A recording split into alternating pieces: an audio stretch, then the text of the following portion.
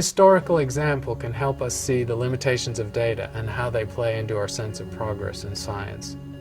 This series of graphics shows drawings made of Saturn by different people in the first 50 years after the telescope was invented, from the 17th century.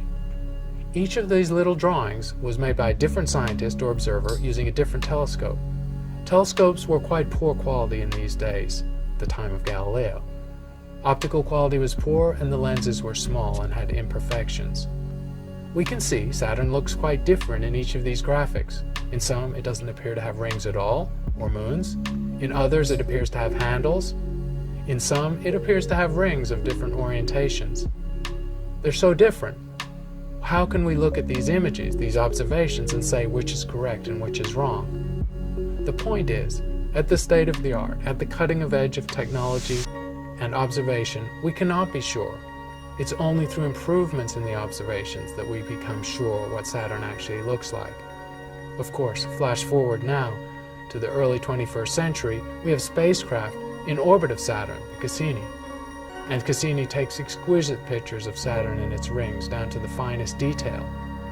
But at the time, when the telescope had just been invented, we learned of Saturn rings for the first time, and we were unsure of their details. This is how science works, to improve knowledge. But in the early stages, the knowledge is contingent, and the inferences are unsure. Murray Gell-Mann, famous Nobel Prize-winning physicist, once said, "Research is what I do when I don't know what I'm doing." Now that might sound like a joke, or he's not being serious, but what he's talking about is a profound aspect of science.